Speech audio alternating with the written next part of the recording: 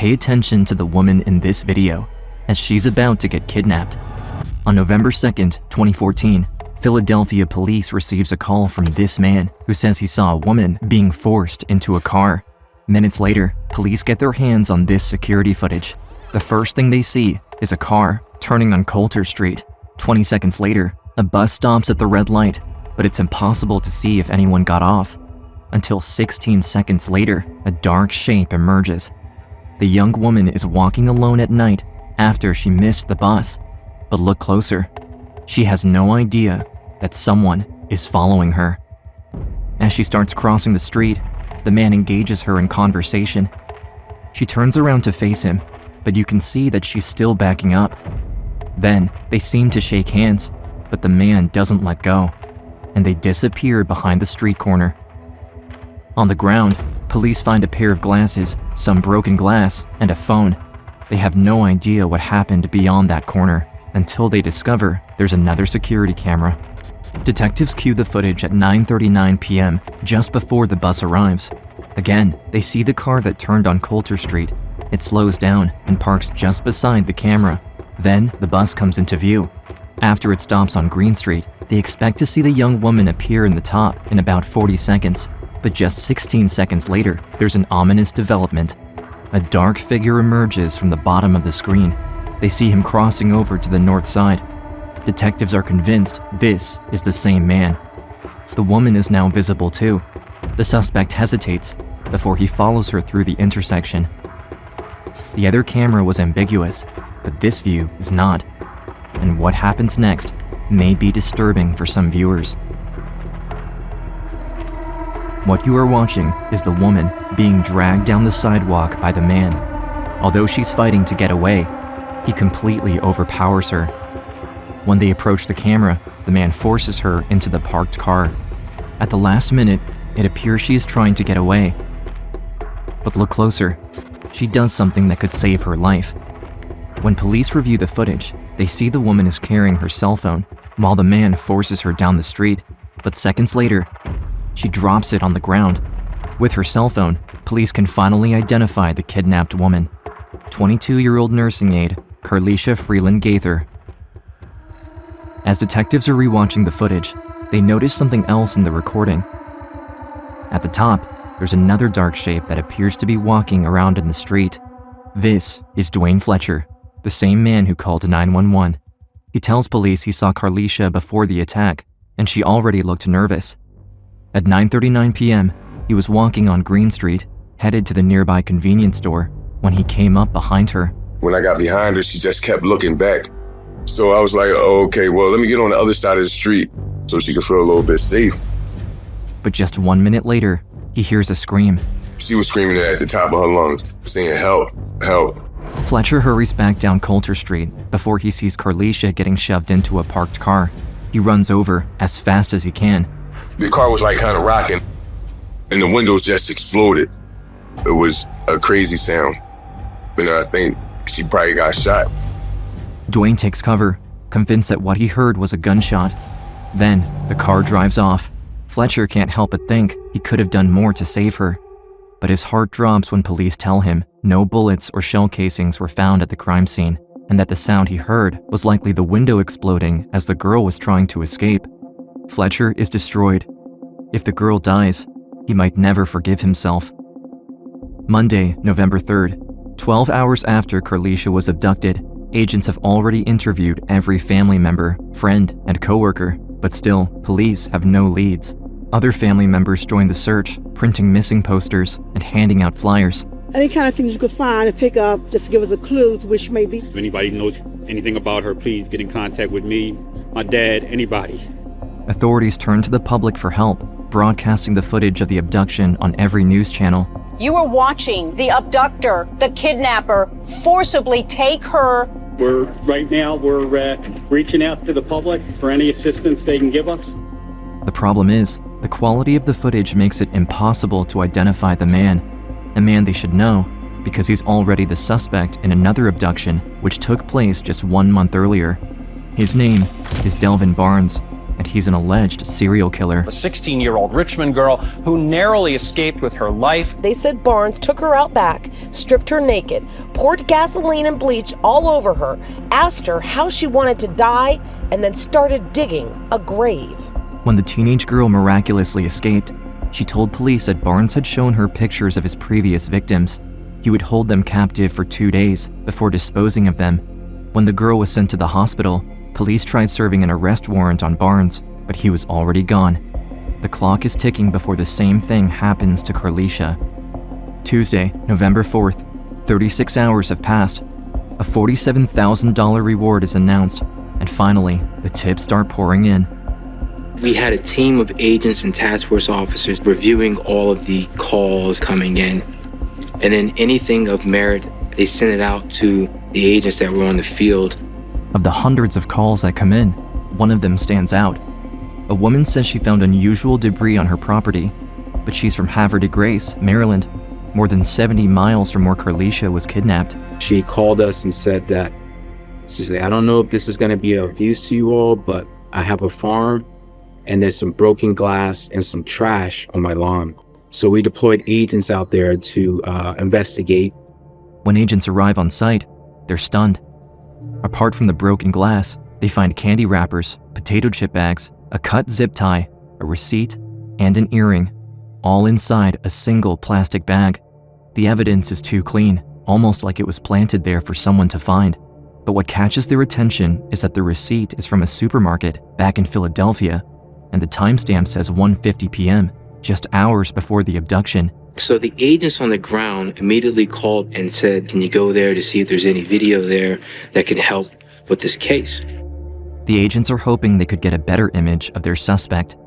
At 1:43 p.m., in walks a man wearing a black hat, a dark hoodie, and pants, just like Carlesha's abductor. He puts his hand up to his face, seemingly trying to hide his identity. The problem is, none of the camera angles gives them a clear view of his face. And while the footage is shared with the public, there's little chance it will help the investigation. But the FBI have worse news. Back at the farm in Maryland, Special Agent Percy Giles makes a disturbing discovery when they find car tracks that lead into a nearby body of water. We came to the conclusion that if somebody wanted to dispose of a body, they would dispose of it there. The FBI immediately sends out divers to search the entire Susquehanna River, all through the night. They also had airplanes up, helicopters up, looking for heat signatures because we believed that we would find a body, her body. It's November 4th, 9:40 p.m. 48 hours have passed since the abduction, and investigators are losing hope that they will ever find Carlesha alive. At the same moment, just over 30 miles away, Carlesha is trapped inside the trunk of a moving car, wondering what's going to happen next. I wanted to know if he was going to kill me or if he was going to rape me. Or both. She doesn't know if she'll ever be saved, but Carlesha has been doing everything she can to leave clues behind for the police. Her story starts on November 2nd, the day of the abduction. At around 9:30 p.m., Carlesha is walking home from a birthday party and headed to a bus stop. I can feel like there's another person and it's dark at the time, so being an only female on the streets and you feel a guy walking behind you, I got scared. He immediately walked right across the street, so I can feel comfortable. Carlesha breathes a sigh of relief, thinking maybe she was worried for nothing. A few seconds later, a man walks up to her, asking for directions. After Carlesha helps him find his way, he holds out his hand to thank her. I shook his hand.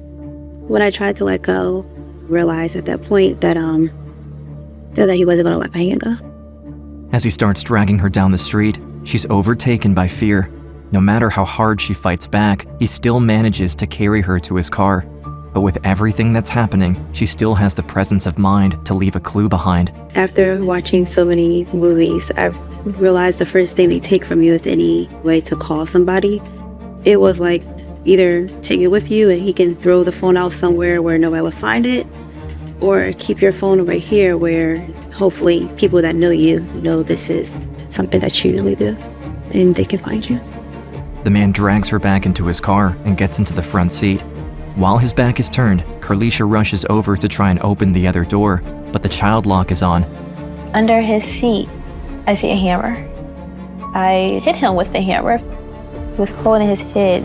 There was blood everywhere. And then I hit the window with the hammer. I thought I was safe. I was free. He turns around and pulls me back in.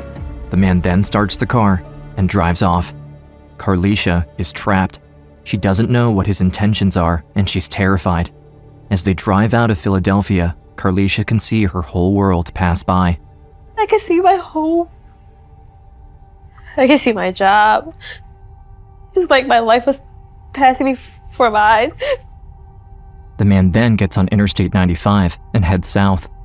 Less than 30 minutes after the abduction, he gets off the highway and parks the car in a secluded area. This is where he will rape Carlesha for what will be the first of many times. Tuesday, November 3rd, Carlesha is locked in the trunk of a moving car when she feels it slowing down in a rugged area. When the man opens the trunk, she finds they're parked in a field, far from any house or passing cars. It's still dark outside, and the man intends to sleep, but he's not about to let Carlesha out of his sight. He was still touching me on top, or some part of him was still holding me. I felt like if I nudge or move or try, I just can't think of a way to really get out. As she's lying there in the dark, unable to sleep, with a monster right next to her, the horrific events keep playing in her mind, and it's all too much to bear. She's thinking of giving up.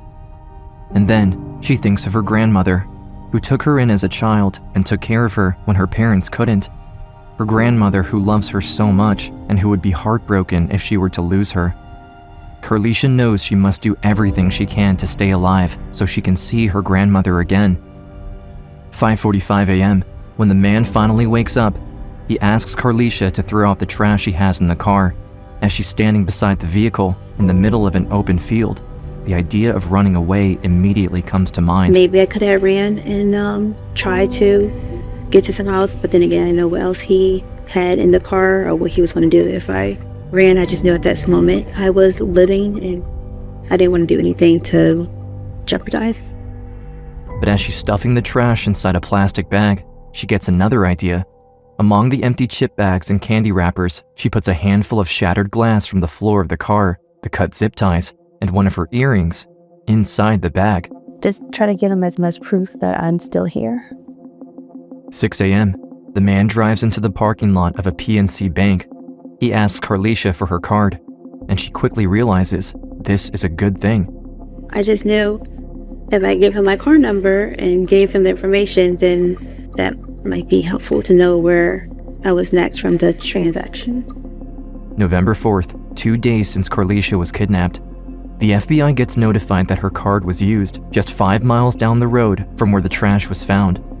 When they view the footage from the ATM booth, the images show the same man from the supermarket walking in. Once again, the quality of the footage makes it impossible to see his face. However, there's one thing the footage tells detectives.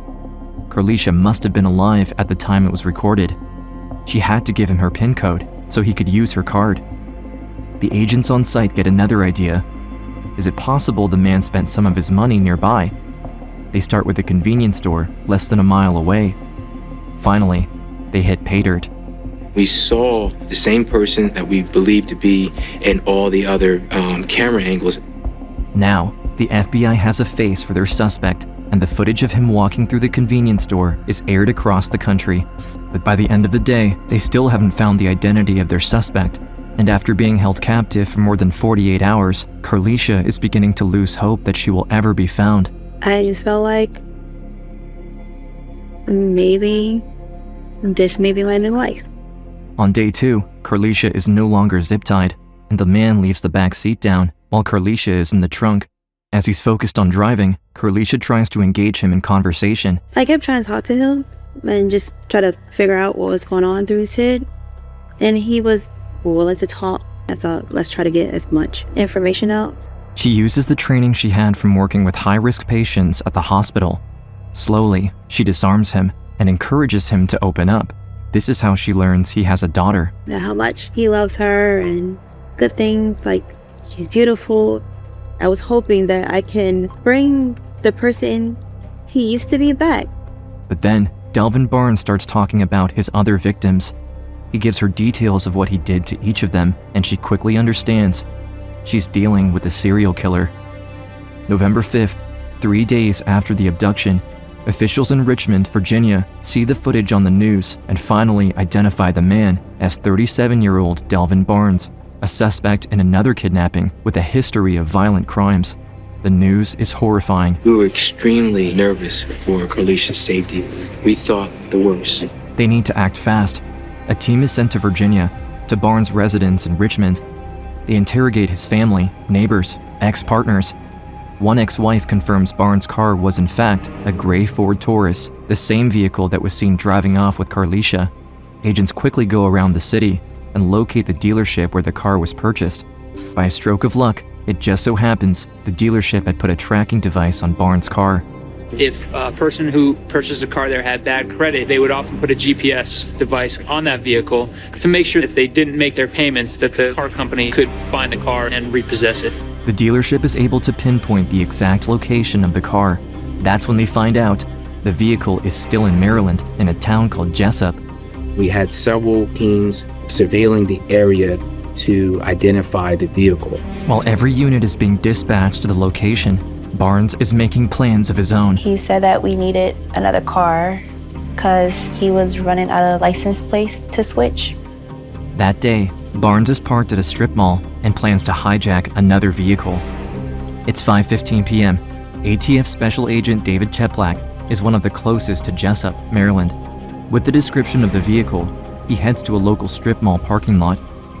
Searching the parking lot, I came across a gray Ford Taurus. From a distance, he can see there's a black garbage bag covering up a broken window. He knows it's the right vehicle, but they can't see anyone inside the car. We still didn't know if our victim was alive or not. The ATF agents on site are instructed to wait for backup before approaching the vehicle. Agent Ehrlich Ellis had essentially decided that if that car starts to move, we're taking it. And then, oh God, he just came from the back seat. We automatically all sprung into action. Agents surround the vehicle in a hurry.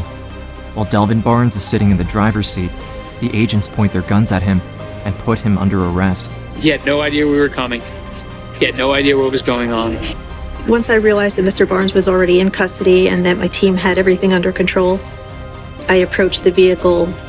The agents then make their way to the rear door, but the window is blocked by the garbage bag. They still can't see if Carlesha is inside the vehicle, until finally, they open the door. I could hear from the agent's cell phone in the background. Oh my God, she's here. She asked me, what is your name? And I told her, my name's Carlesha. I'm the one you want. Carlesha Freeland has been rescued. Her abductor has been arrested. Once I realized that I was being rescued, I felt at peace. Just very happy to know I'll be going home, to know that I'm going to live, to know I'm going to be safe. Carlesha is taken to the hospital, where finally, she's reunited with her grandmother. When they allowed me to walk into the room and Carlesha saw me, it was too emotional for me. Now that she's safe in her grandmother's arms, Carlesha is finally able to rest, knowing she fulfilled her promise. When news of her rescue is shared with the public, Dwayne Fletcher, the man who witnessed the abduction, can finally breathe a sigh of relief. And while he blames himself for not doing enough, others see him as a hero in this story. Dwayne Fletcher got a hero's welcome in City Council, credited with helping save the victim's life. When she learned about what Dwayne Fletcher did the night of her abduction, Carlesha wanted to reach out to express her gratitude. 1 year after the incident, they finally spoke on the phone. It was so unreal. It was beautiful. It's like my guardian angel, really. While he maintains that what he did was just the right thing to do, Fletcher sees Carlesha's rescue as a turning point from his troubled past life. Today, Fletcher owns a boxing gym in North Philadelphia, where he teaches young girls and women how to defend themselves. He says he wants to make sure that what happened to Carlesha never happens again. As for Delvin Barnes, 3 days after he abducted Carlesha Freeland-Gaither, he's interrogated by federal agents. He confessed to abducting her, sexually assaulting her, and he confessed to everything. Barnes pleads guilty to 1 count of federal kidnapping and is sentenced to 35 years in prison. Because of Carlesha, his reign of terror has finally come to an end. I'm still trying to deal with it. Still have really bad nightmares. And, I get scared to even be in my house. But I just try to take one day at a time and just try to say, hey, this is your second chance. Today, Carlesha is a mom, and she embraces every moment with her son. Just watching him, he reminds me of what life is supposed to be. How happy and innocent and free you're supposed to feel. When she looks back at the events of 2014, Carlesha says she's glad Barnes picked her instead of someone else. It was something that was meant to happen. God needed me to go through it because it was something that I can handle. I'm happy he chose me, because when I think about somebody else, I wouldn't want to put them through that. I'm still here, and I'm still living, and I get to still tell my story and hopefully help somebody else. Carlesha's story tells us that even when the odds are stacked against us and things seem impossible, we must never give up.